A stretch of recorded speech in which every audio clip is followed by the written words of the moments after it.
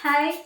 நான் இன்னைக்கு வெளியில் போயிட்டு வந்தேன். வெயில் பயங்கர வெயில், தாங்கவே முடியல. சரி குளிர்ச்சி ஏதாவது சாப்பிட்லான்னு பார்த்தா நான் நொங்கு வாங்கிட்டு வந்தேன். நொங்கு ஒரு கன்று 10 ரூபா.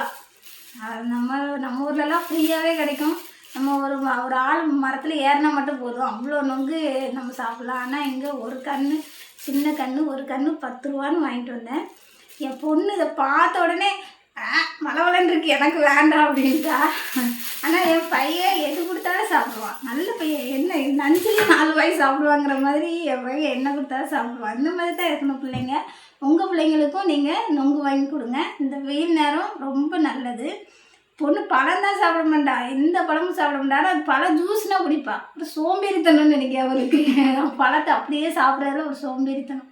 ஜூஸாக கொடுத்தா எதுனாலும் குடிச்சிருவா. உங்கள் பிள்ளைங்களுக்கு நீங்கள் நொங்கு வாங்கி கொடுங்க. இந்த வெயில் நேரத்துக்கு ரொம்ப நல்லது, உடம்புக்கு குளிர்ச்சியானது. பாய்.